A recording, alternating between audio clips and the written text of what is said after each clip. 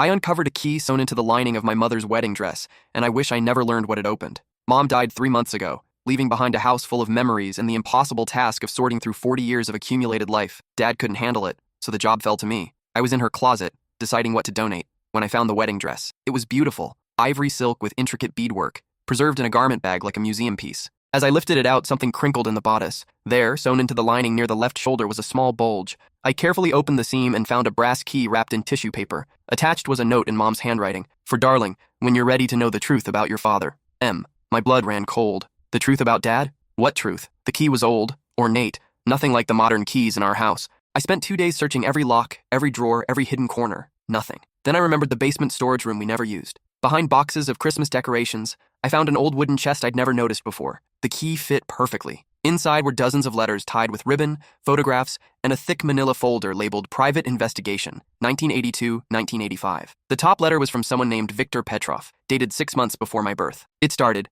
"My dearest Evelyn, I've waited 23 years to hold our son. Our son." My hands shook as I opened the investigation folder. There were surveillance photos of my dad, except it wasn't my dad. It was a man who looked exactly like him. But the caption read, "Subject, James Morrison, real name Dmitry Volkov, suspected identity theft, 1981. The DNA test results were clipped to the back. 2 different men, 2 different fathers. And my mom had known all along. But that wasn't the worst part. The final document made my stomach drop. It was a death certificate from 1985 for my real father. Cause of death, homicide. Primary suspect, James Morrison. I sat on the concrete floor, papers scattered around me like evidence at a crime scene. The man I'd called Dad for 28 years wasn't just not my father. He was my father's killer. I read every letter, studied every photograph, memorized every detail of the investigation my mom had secretly funded. Viktor Petrov had been a Russian immigrant, a brilliant engineer who'd met my mother in college. They'd fallen in love, planned to marry, but his visa was denied. He returned to Moscow, promising to find a way back. 3 years later, he did. He arrived in Chicago with a new identity,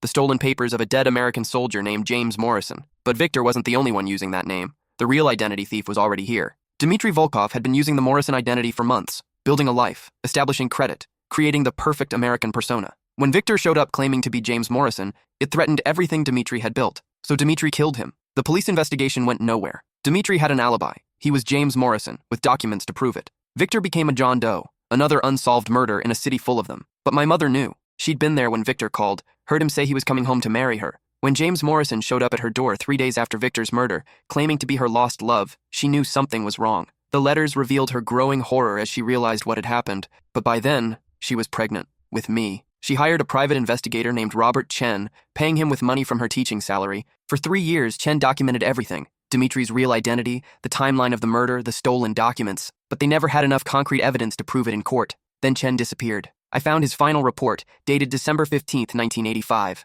Investigation terminated. Subject aware of surveillance. My cover is blown. If anything happens to me, contact Detective Patricia Williams. She has copies of everything. Tell her Volkov knows. The next page was a handwritten note from my mother. Robert found dead in his apartment this morning. Apparent suicide. I'm on my own now. For 40 years, my mother lived with her husband's killer, documenting his every move, waiting for the right moment to expose him. And now she'd left that burden to me. That's when I found the second key. It was taped to the bottom of the chest, along with another note. Storage Unit 247, Pine Street Self-Storage. Password is Victor1959. Everything you need is there. Be careful. He's watching. I looked at the date on the note. It was written just 2 weeks before Mom died. 2 weeks before she'd known she was running out of time. As I sat there holding the second key, I heard footsteps upstairs. Dad was home early from his doctor's appointment. "Honey?" His voice called down. "You down there?" I quickly shoved everything back in the chest and locked it, my heart pounding. "Just checking on some Christmas stuff," I called back, trying to sound normal. His footsteps stopped at the top of the basement stairs. "Find anything interesting?" The way he asked it made my blood freeze,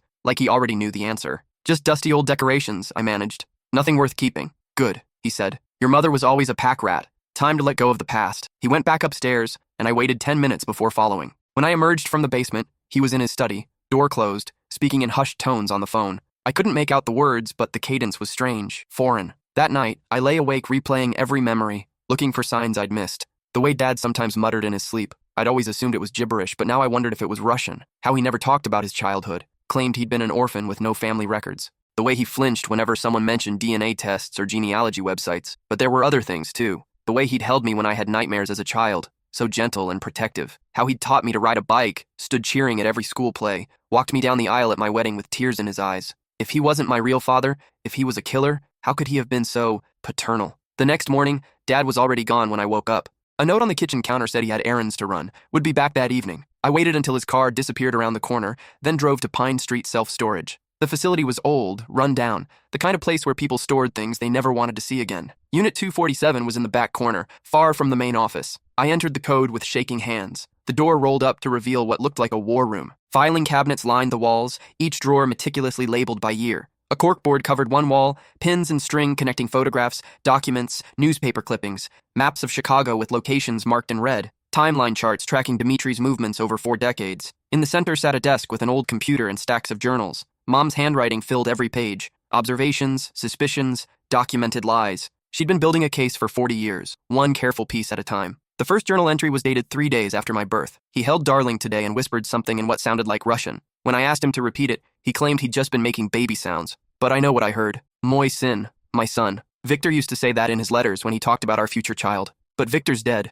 This man killed him and took his place. And now he's holding Victor's son, claiming to love him. I spent hours reading through the journals, each entry revealing another layer of deception. Mom had documented everything. Late-night phone calls where he spoke in Russian, maps she'd found hidden in his office, coded letters that arrived with no return address. She'd even hired lip readers to analyze security footage from his workplace, discovering conversations with people who were later identified as Russian operatives. But the most chilling entries were about me. Darling is walking now. Dimitri watches him constantly, takes pictures of every milestone. I thought it was paternal pride, but today I found the photos developed with extras sent to an address in Moscow. He's documenting Victor's son for his handlers. The child isn't just cover, he's proof of mission success. Another entry, years later. Darling asked why he doesn't look like Daddy. Dimitri's response was immediate, rehearsed. You have your mother's features, but I see Victor in every expression, every gesture. Dimitri must see it too. Sometimes I catch him staring at Darling with such hatred, quickly masked when he notices me watching. He hates that his victim lives on in this innocent child. The entries became more frantic as years passed. Found listening devices in Darling's room.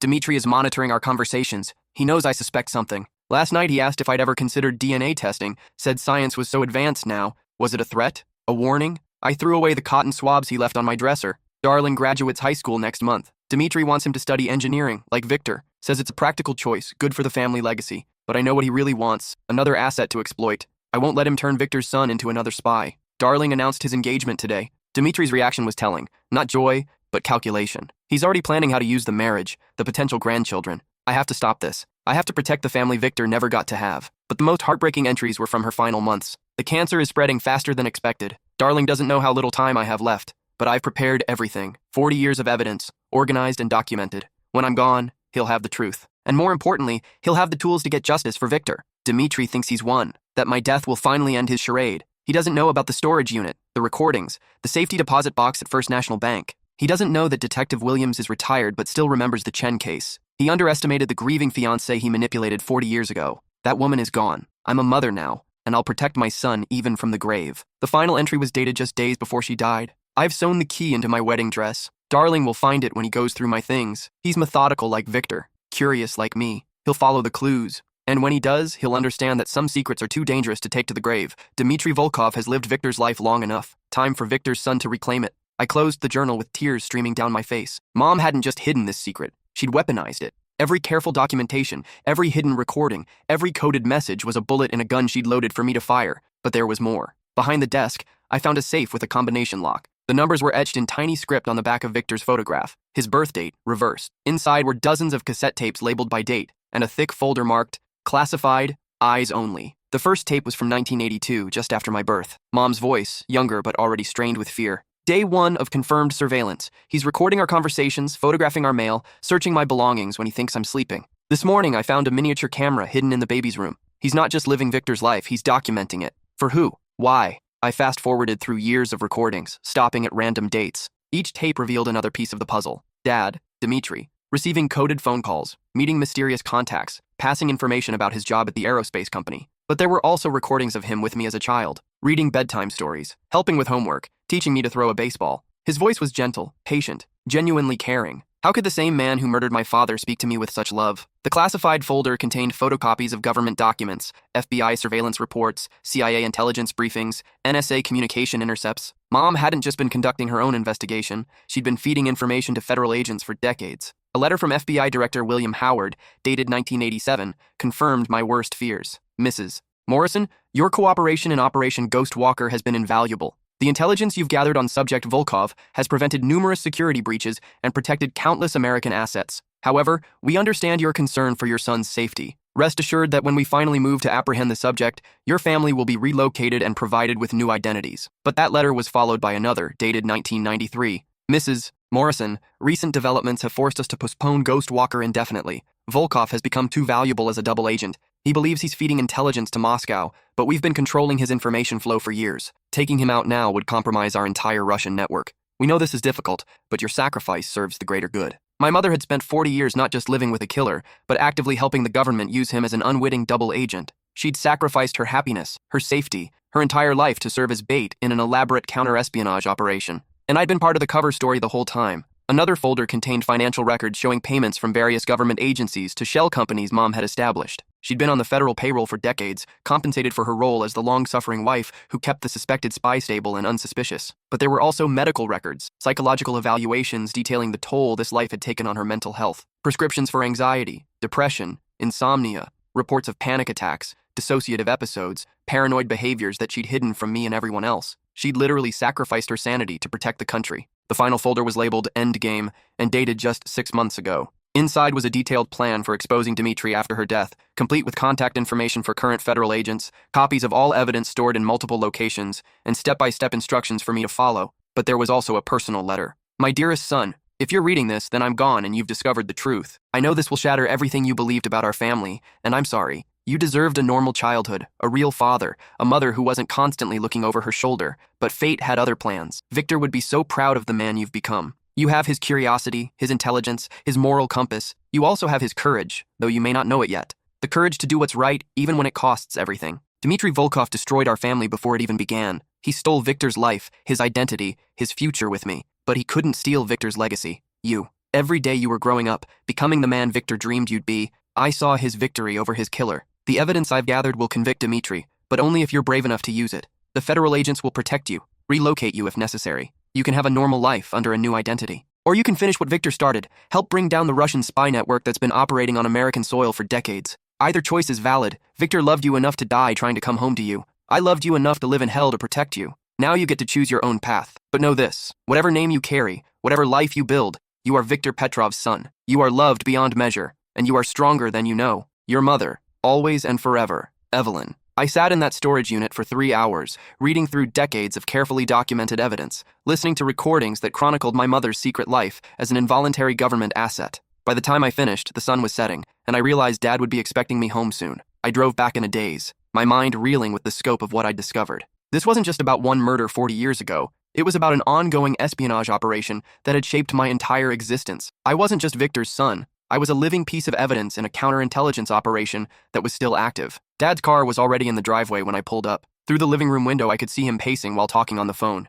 When I walked through the front door, he quickly ended the call. "How were your errands?" he asked, studying my face carefully. "Fine," I said, hoping my voice sounded normal. "Just some boring paperwork stuff." He nodded, but his eyes never left mine. "You look tired. Maybe you should get some rest." "Yeah, I think I will." I started toward the stairs, but his voice stopped me. "Son?" I turned back. "Yeah, Dad? I love you. You know that, right? Whatever happens, I've always loved you like my own." The words hit me like a physical blow. Like my own. Because I wasn't his own. I was the son of the man he'd murdered. "I love you too, Dad." The lie tasted like acid in my mouth. That night, I lay awake listening to the house settle around me. Every creak, every whisper of wind against the windows made me jump. Around 2 a.m., I heard footsteps in the hallway. They stopped outside my door for a long moment, then continued on. I waited until dawn, then slipped out while Dad was still sleeping. I had calls to make, people to contact, evidence to organize. But first, I needed to verify something. I drove to the cemetery where Mom was buried and found Victor's grave, finally marked with his real name after 40 years of anonymity. The headstone was simple. Victor Petrov, 1952-1982. Beloved fiancé and father. Someone had been there recently. Fresh flowers lay on the grave, along with a small photo I recognized from the storage unit. Victor holding my mother, both of them laughing. The photo was in a frame I'd never seen before with an inscription. "Soon we'll all be together again." It wasn't Mom's handwriting. I looked around the empty cemetery, suddenly feeling watched. In the distance, a black sedan was parked on the access road, too far away to see the occupants but close enough to observe me. My phone buzzed with a text from an unknown number. "Your mother was a remarkable woman. It's time we talked. Federal Building, room 1247, 3 p.m. today. Come alone. Agent Rebecca Foster." The federal agents Mom had been working with were making their move. I spent the morning preparing, copying the most crucial evidence to a secure cloud storage account, and leaving detailed instructions with my lawyer in case anything happened to me. At 2:45 p.m., I walked into the downtown federal building. Room 1247 was a sterile conference room with no windows. Agent Foster was waiting with two other people. Detective Patricia Williams, much older now but with sharp eyes that missed nothing, and a man in an expensive suit who introduced himself as Deputy Director Thomas Crawford. "Your mother was one of our most valuable assets," Crawford began without preamble. "For 40 years, she provided intelligence that prevented numerous attacks on American soil. She was a hero. She was a prisoner," I corrected, "trapped in a marriage to her fiancé's killer." Williams leaned forward. "She chose to stay. After Chen was murdered and we offered her witness protection, she chose to continue the mission. Said someone had to make sure Volkov didn't hurt anyone else." Agent Foster opened a thick file. "Dmitry Volkov has been feeding information to Russian intelligence for 4 decades. Names of American assets, technical specifications for classified projects, intelligence about our counter-operations. But for the last 20 years, we've been controlling what he sends. Every piece of intelligence has been carefully crafted to mislead the Russians while protecting our real operations. And I was what, bait? A prop to keep him stable?" Crawford nodded grimly. "A man with a family appears more normal, less suspicious. Your existence gave him a reason to maintain his cover identity. But you were also leverage. We made sure he knew that any attempt to flee or expose the operation would result in your death." The room went silent. I stared at these 3 people who'd manipulated my entire life, who'd used my mother as an unwitting actor in their elaborate performance. "He thinks you don't know," Williams continued, "but our intelligence suggests he's becoming suspicious. His handlers in Moscow have been asking questions about you, wanting to know if you'd be suitable for recruitment. They see you as a potential second-generation asset. Which is why we're ending this now," Foster said. "Your mother's death removed his primary motivation to maintain cover. Without her to protect, he's more likely to run or retaliate. We need to move before he realizes how much she documented." Crawford slid a tablet across the table. On the screen was surveillance footage from that morning. Me standing at Victor's grave, the mysterious person placing flowers, and the photo. "That was Dmitry," Crawford said. "He's been visiting your father's grave for years, but only when he thought no one was watching. We believe he's experiencing some form of guilt or psychological breakdown. It makes him unpredictable." The footage showed a clear shot of Dad, Dmitry, kneeling at Victor's grave, his lips moving as if he were speaking to the dead man. The timestamp showed he'd been there for over an hour. "What do you need me to do?" I asked. "Wear a wire. Get him to confess. Once we have his admission on tape, we can arrest him and roll up his entire network." Williams pulled out a small recording device, no larger than a shirt button. "Your mother spent 40 years gathering evidence. Help us use it." I thought about Mom's final letter, her words about choosing my own path. I thought about Victor, killed before he could meet his son. I thought about all the other families Dmitry's intelligence might have destroyed over the decades. "When?" "Tonight," Foster said. "We have intelligence that he's planning to run. His Russian contacts have provided him with new papers, money, and an extraction route. This is our last chance." They briefed me for 2 hours, explaining how to guide the conversation, what admissions they needed, how to stay safe if things went wrong. As the sun set over Chicago, I drove home wearing a wire and carrying the weight of 40 years of secrets. Dad was in the kitchen when I walked in, preparing dinner like nothing had changed, but I could see the tension in his shoulders, the way his eyes tracked my every movement. "How was your day?" he asked, setting a plate in front of me. "Educational," I said, the double meaning not lost on either of us. He sat across from me, and for a moment we just ate in silence. This man had been my father for 28 years. He'd taught me to tie my shoes, helped with homework, celebrated every milestone. But he'd also murdered my real father and built his entire life on that crime. "Dad," I said finally, "I need to ask you something." He set down his fork, and I saw his hand tremble slightly. "What's that, son?" "Tell me about how you and Mom really met." His face went very still. "I've told you that story 100 times. Tell me again. But this time, tell me about Viktor Petrov." The color drained from his face. For a long moment, neither of us spoke. Finally, he laughed, but it sounded hollow. "I don't know anyone by that name." "Are you sure?" "Because I found Mom's letters. The ones from Victor. The ones that prove he was supposed to come back and marry her, not you." Dad's eyes went cold, and I saw something I'd never seen before. The man who'd killed Viktor Petrov. "Your mother had an active imagination," he said carefully. "She also had a private investigator, Robert Chen. Remember him?" The silence stretched between us like a taut wire. Outside I could hear cars passing, normal people living normal lives, unaware that in this kitchen a son was confronting his father's killer. "Where did you find the letters?" he asked quietly. "In the chest, in the basement, along with everything else Mom saved." He was calculating now, trying to determine how much I knew, what threats I posed. The performance of the last 40 years was finally ending. "What else did you find?" "Everything. The surveillance photos, the police reports, the evidence that James Morrison was already dead when you started using his identity." He stood slowly, and I tensed, ready to run if necessary. But instead, he walked to the window and stared out at the darkening sky. "Viktor Petrov was a fool," he said finally. "He thought he could just waltz into America with stolen papers and reclaim a life that was never his to begin with. It was his identity you stole. I was using it better than he ever could have. I built a life, a career, a reputation. What did he ever do except write love letters to your mother? The casual dismissal of my father's murder made my blood boil, but I forced myself to stay calm. The wire was recording every word. So you killed him. I eliminated a problem. He turned back to me and his face was completely transformed. This wasn't the man who'd raised me. This was Dmitry Volkov, the Russian operative who'd spent 4 decades living a lie. Victor showed up at the wrong place at the wrong time. If he just stayed in Moscow, he'd still be alive. And Mom? When did she figure it out? Almost immediately. She was smarter than I gave her credit for. But by then, she was pregnant, and I had leverage. You threatened to kill me. I threatened to disappear with you, take you back to Russia, raise you as my son. She knew she'd never see you again if I ran. The wire was getting everything, his admission to murder, the threats against Mom and me, his real identity. But I needed more. Why didn't you just kill us both? He smiled, and it chilled me to the bone. Because you were perfect cover. The grieving widow finally reunited with her lost love, now blessed with a beautiful son. Who would suspect the devoted family man of being a foreign agent? But you were feeding information to Russia. For the first few years, yes. Technical specifications for my job, personnel files, strategic intelligence. But then something interesting happened. He moved closer, and I fought the urge to back away. The FBI approached your mother, told her they knew what I was, offered her a deal. She could help them feed false information to my handlers, make me an unwitting double agent. In exchange, they'd protect you, and eventually give her a new life when the operation ended. This wasn't in any of Mom's documents. The federal agents had hidden this from me. She agreed. She had no choice. They made it clear that if she didn't cooperate, you'd be caught in the crossfire when they arrested me. So for 20 years, your mother has been serving as a go-between, making sure the intelligence I sent to Moscow was carefully crafted misinformation. My head was spinning. Mom hadn't just been documenting his crimes, she'd been actively participating in counter-espionage operations. But you knew? I suspected. Some of the intelligence I was sending seemed too convenient, too perfectly designed to mislead rather than inform. But I couldn't be certain until recently. What happened recently? Your mother got sick. Started talking in her sleep during the final weeks. Mentioned names, operations, things she shouldn't have known unless she was working with federal agents. The kitchen suddenly felt very small, very dangerous. So you killed her. I didn't need to. The cancer did that for me. But her death freed me from the arrangement. Without her as leverage, the FBI lost their best way to control me. They still have me. Do they? He tilted his head, studying me like a specimen. You're not a child anymore, son. You're a grown man with your own life. If I disappear tomorrow, what can they threaten you with? The wire was capturing everything, but I realized he was right. With Mom gone, his incentive to maintain cover was disappearing.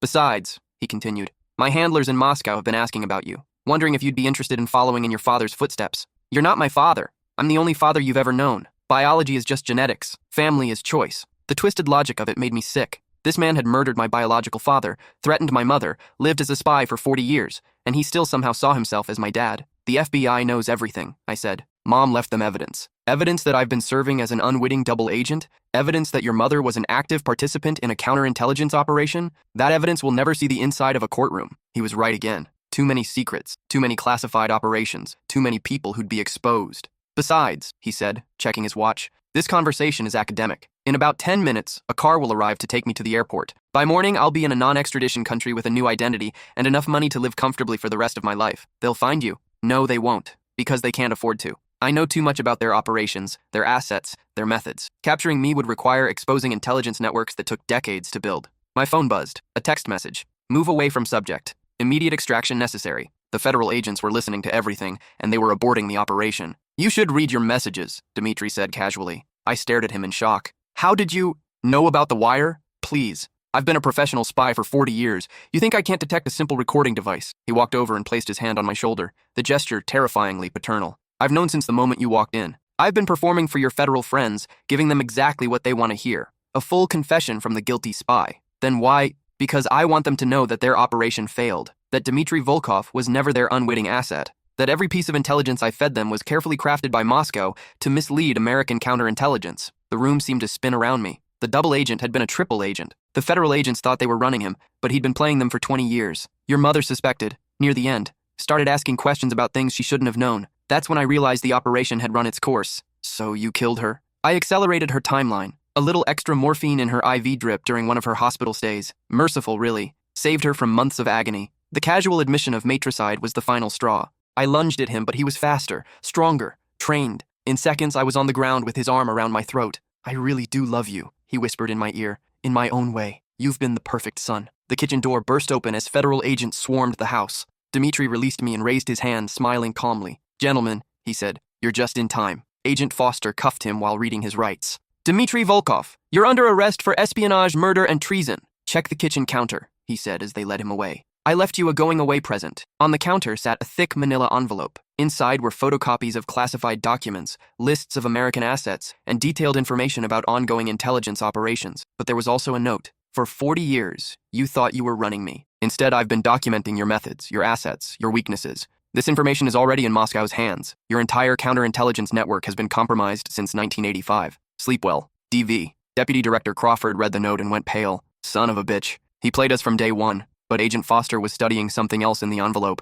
DNA test results comparing my genetic profile to Viktor Petrov's. There's more, she said grimly. According to these tests, Viktor Petrov isn't your biological father either. The world stopped spinning. The tests show you're not related to Viktor at all, which means I sank into a chair as the full scope of the deception became clear. Dmitry Volkov is your biological father. Your mother was already pregnant when Viktor was killed. Everything I'd believed about my identity, my parentage, my entire existence was wrong. Dmitry hadn't just killed my father. He had never needed to because he was my father. The storage unit evidence, Mom's letters, 40 years of careful documentation, it was all designed to hide the most devastating secret of all. I wasn't Viktor's son seeking justice for his murder. I was Dmitry's son, and my mother had spent her entire life protecting me from the truth of what my father really was. 3 months later, I sat in a different federal building in a different city with a different name and a completely reconstructed identity. The Witness Protection Program had given me everything I needed to disappear. New social security number, employment history, even fake childhood photos to match my new biography. Dmitry, I couldn't think of him as dad anymore,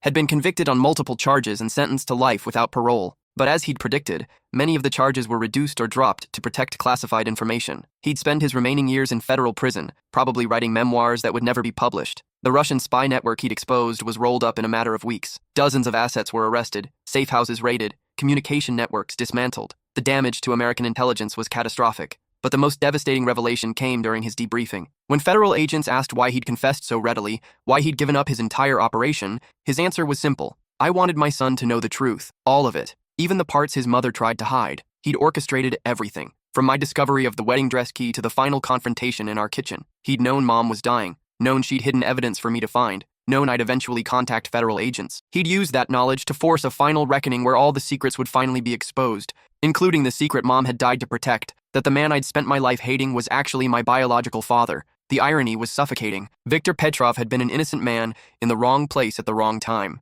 His death had been meaningless, random violence that served no purpose except to eliminate a witness to identity theft. But that random murder had created the perfect cover story for a Russian spy to disappear into American society. And it had given Dmitry Volkov a ready-made family history to explain why he settled down, got married, had a child. The grieving widow and her son became unwitting props in a decades-long intelligence operation. But there was something else, something the federal agents hadn't understood. In his final statement before sentencing, Dmitry had looked directly at me and said, I know you hate me for what I am, but everything I did to protect you. From Moscow, from the FBI, from the truth that would have destroyed your life. Your mother wasn't the only one who loved you enough to sacrifice everything. I'd walked out of that courtroom and never looked back, but his words haunted me. Had he really been protecting me all those years? Or was that just another lie from a professional deceiver? I'd probably never know for certain. What I did know was that Mom had been right about one thing. Some secrets are worth keeping, others are worth exposing. The hard part is learning the difference. I kept the photograph of Viktor and Mom, the one where they're laughing in the sunshine. Not because Viktor was my father,